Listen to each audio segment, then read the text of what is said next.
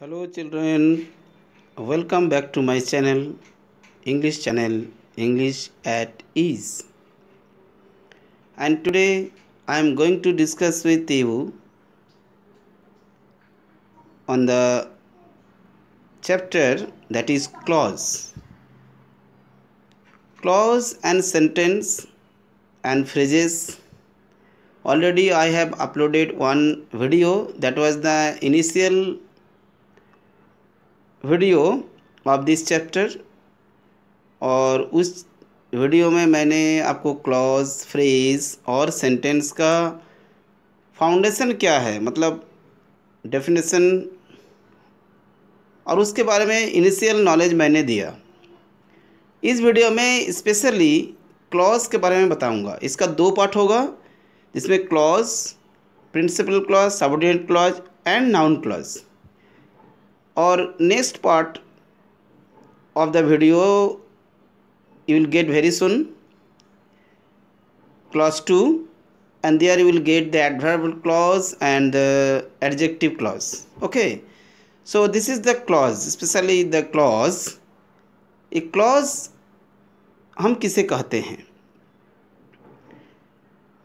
Children who are watching my video, you must subscribe my channel and press the bell icon so that you will get the all my videos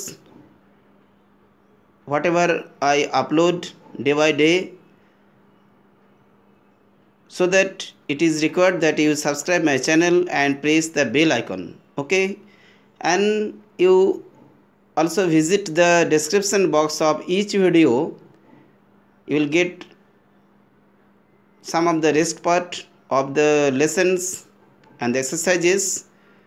Okay, so now let's start the chapter that is clause. Clause means देखो क्या है जे एक sentence को अगर हम लोग दो भाग में बांटते हैं, एक सेंटेंस में ज़रूरी नहीं है जो एक ही सेंटेंस होगा, कोई एक सेंटेंस मिला के भी एक सेंटेंस हम लोग बनाते हैं जिसे हम लोग कंपाउंड सेंटेंस और कॉम्प्लेक्स सेंटेंस कहते हैं।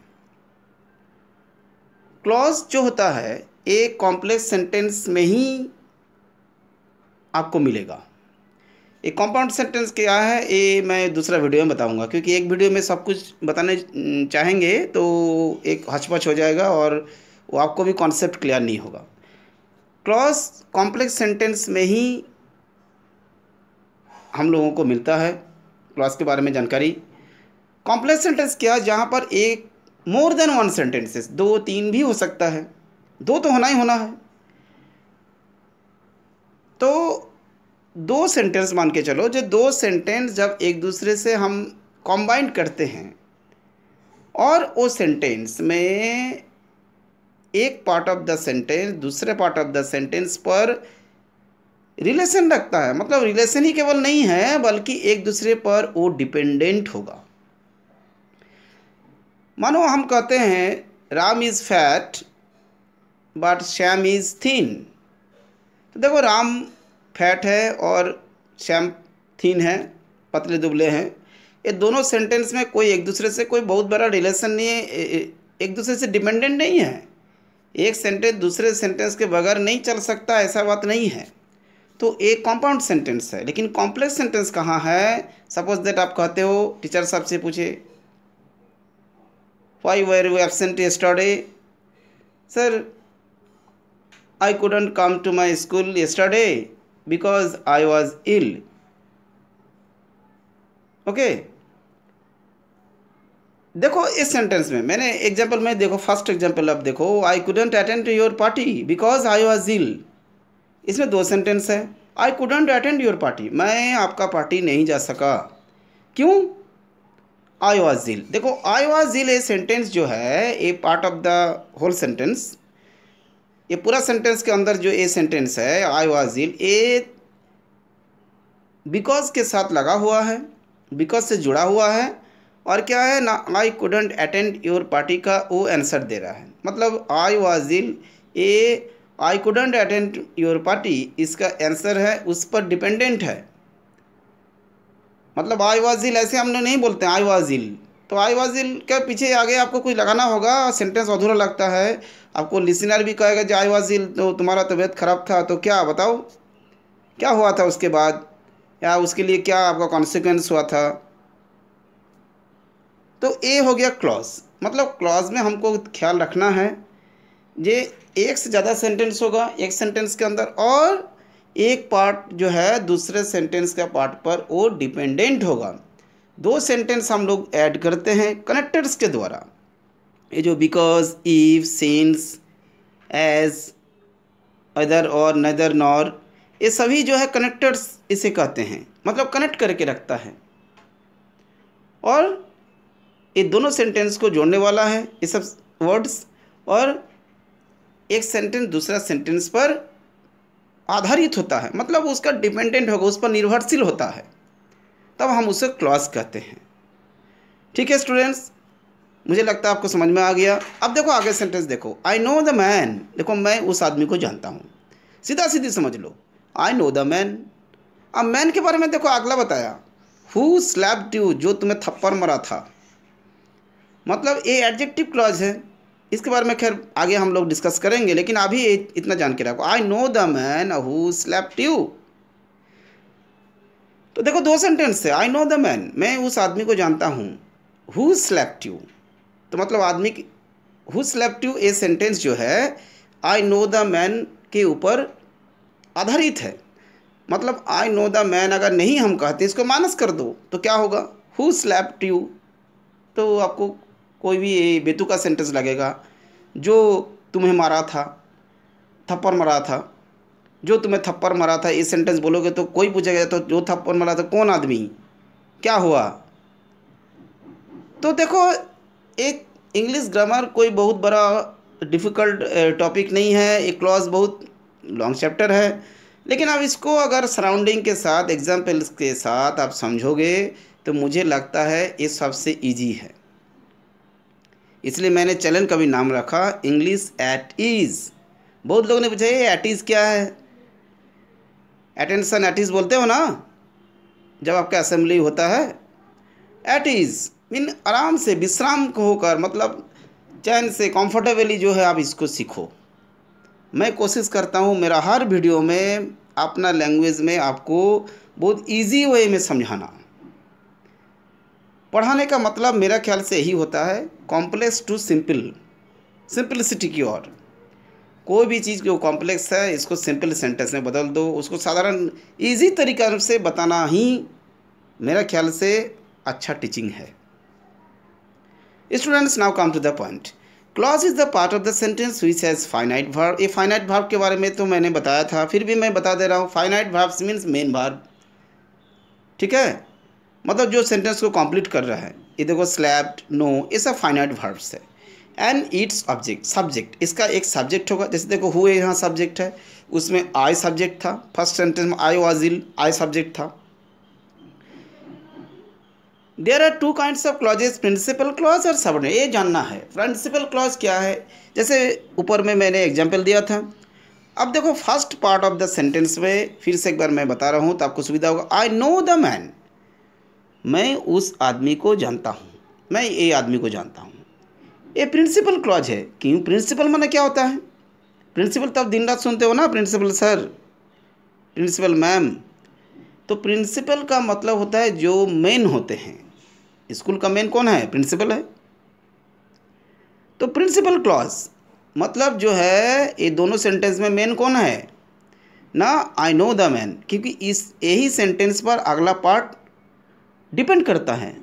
आई नो द मैन को अगर हटा दिया जाएगा तो सेंटेंस बेकार हो जाएगा, सेंटेंस बनेगा ही नहीं, आधारहीन सेंटेंस हो जाएगा। तो ये मुखिया है, कहो आई नो द मैन जो है ये मेन सेंटेंस है, इसलिए इसको principal clause. Is it clear to you? Subordinate clause, subordinate मतलब उस पर जो है वो मतलब सहारा लेके चलता है। ओके, जैसे बोलते हैं ना principal vice principal, president deputy president, vice president, sorry vice president. तो प्रेसिडेंट और वाइस प्रेसिडेंट दोनों एक दूसरे से डिपेंडेंट है। प्रेसिडेंट नहीं रहेगा तो वाइस प्रेसिडेंट नहीं हो सकता है। प्रेसिडेंट के एब्सेंट में वाइस प्रेसिडेंट को ही प्रेसिडेंट बना दिया जाता है और एक वाइस प्रेसिडेंट को वहाँ लाया जाता है। तो आप समझ रहे हो जो मैं बताना चाहता हूँ। तो सबऑर्डिनेट क्लॉज जो है ये प्रिंसिपल क्लॉज के ऊपर ही डिपेंडेंट होता है, मतलब उस पर निर्भर होता है, निर्भरशील होता है। तो सबऑर्डिनेट क्लॉज ये जो हु स्लेप्ट यू, ये सबऑर्डिनेट क्लॉज हुआ। फर्स्ट सेंटेंस में देखो I couldn't attend your party, that is the principal clause, मतलब मेन सेंटेंस हुआ। बिकॉज आई वॉज इल, ये जो है डिपेंडेंट पार्ट है, मतलब निर्भर करता है उस पर, ये इंडिपेंडेंट नहीं है, स्वतंत्र नहीं है, ये जो है सबऑर्डिनेट क्लॉज है। Is it clear? तो principal clause is also named as the main clause, इसको मेन क्लॉज भी अभी मैंने बताया था, मेन जो होता है मेन क्लॉज भी कहते हैं, एंड इंडिपेंडेंट क्लॉज भी कहते हैं। इंडिपेंडेंट मतलब स्वतंत्र, आज़ाद, जैसे बोलते हैं ना इंडिपेंडेंस डे, इस तरह से a independent clause. Whether the subordinate clause is called the dependent clause. Okay, is it clear to you now? Now the examples, so many examples are there. You see that this is the man who has stolen my watch. देखो this is the man, ये वो आदमी है जो मेरा घड़ी चुराया है। तो देखो this is the man, ये हो गया principal clause. who has stolen my watch, this is the subordinate clause. Like that here you see that this, ये तो मैंने बता दिया है सबऑर्डिनेट क्लॉज और मेन क्लॉज क्या है। देखो the subordinate clause is divided into 3 kinds. अब सबऑर्डिनेट क्लॉज को हम लोग 3 तरह से बांटते हैं। ये तो गया क्लॉज का प्राइमरी नॉलेज, मैंने बता दिया। ये क्लॉज को हम लोग 2 भाग में बांटेंगे। फिर सबऑर्डिनेट क्लॉज जो होता है इसको 3 भाग है, यही हमको पढ़ना है। Is it clear to you now? First देखो नाउन क्लॉज, उसके बाद एडवर्ब क्लॉज, एडजेक्टिव क्लॉज। ये कैसे भी बोल सकते हो, इसका कोई सीक्वेंस ऐसा नहीं है। अब देखो कुछ कनेक्टर्स मैंने आपको बता रहा हूँ एक एक करके, बहुत सारा कनेक्टर्स है, इसको स्क्रीनशॉट लेके रखना, ये सब को याद भी करना है। ये कॉन्जंक्शन है, इसे हम लोग कनेक्टर्स भी कहते हैं। As, if, as far as, इस तरह से अकॉर्डिंग टू, बहुत सारा कनेक्टर्स है। ये सब वर्ड से ही 2 सेंटेंस को जोड़ा जाता है, कनेक्ट किया जाता है। Is it clear to you? ये सभी वर्ड्स को आपको याद रखना है, लिख लेना है, ताकि स्क्रीनशॉट ले लो ताकि सुविधा होगा। Okay, they are the words, इतना वर्ड्स आपको मिलेगा, ये हमेशा के लिए आपको काम देगा। ख्याल रखना है, जैसे देखो हु, हुज, हुम, ये सब वर्ड का, लेकिन जब हम क्लॉज में यूज़ करेंगे, मतलब कॉम्प्लेक्स सेंटेंस में यूज़ करेंगे, तब इसका मीनिंग थोड़ा सा चेंज हो जाएगा। जैसे हु माने क्या होता है, हु आर यू, तुम कौन हो, कौन बोलते हैं। लेकिन अगर ऐसे सेंटेंस हम कहते हैं कि I know mister Ram who lives in Delhi, तो देखो हु लिव्स इन दिल्ली, जो दिल्ली में रहते हैं, यहाँ जो हो गया, ठीक है। तो ऐसा नहीं है, इसका मीनिंग थोड़ा चेंजिंग हो जाता है। हु, हुज, व्हेन, हुम, ये सभी जो है इस तरह का कनेक्टर्स है, ठीक है। बिकॉज ऑफ, क्योंकि, इस तरह का। अब आगे आते हैं हम लोग नाउन क्लॉज। आज नाउन क्लॉज था कि इस वीडियो में बताएंगे, आगे वीडियो में आपको एडवर्ब क्लॉज और एडजेक्टिव क्लॉज के बारे में डिटेल्स करके बताएंगे, आपको समझने कहीं कोई दिक्कत नहीं होगा। नाउन क्लॉज देखो क्या होता है, नाउन से भी आप जानते हो, नाउन मतलब क्या होता है, जो काम को करते हैं, डूअर, मतलब जिसके बारे में हम लोग कुछ बताते हैं। जैसे बोलते हैं ना, India is a great country, India is our motherland. तो किसके बारे में बताएं? इंडिया के बारे में बताएं, भारत के बारे में बताएं, तो इंडिया हो गया नाउन। क्लॉज में क्या है, व्हाट से अगर आप प्रिंसिपल क्लॉज को, वर्ब को क्वेश्चन करोगे, ध्यान से सुनो, प्रिंसिपल क्लॉज का जो वर्ब है उसको हम अगर व्हाट से क्वेश्चन करेंगे, जो आंसर आपको मिल जाएगा उसे ही हम नाउन क्लॉज कहते हैं। अब देखो इसको अच्छा से, ये तो डेफिनेशन क्या, the clause which is used as noun और act as noun in the sentence. देखो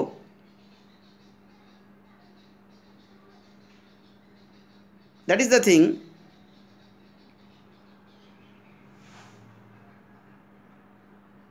you see that is not used,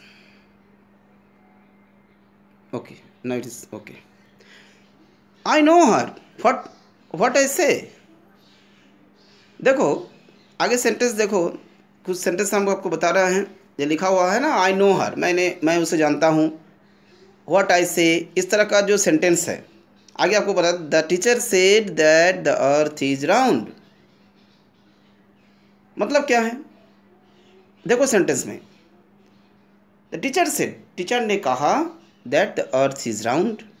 teacher ने क्या कहा, व्हाट डिड द टीचर से, व्हाट डिड द टीचर से, व्हाट डिड द टीचर से, teacher ने क्या कहा। देखो व्हाट से हमको क्वेश्चन करना है। व्हाट से क्वेश्चन किया, व्हाट डिड द टीचर से, क्या आंसर मिला, द अर्थ इज राउंड।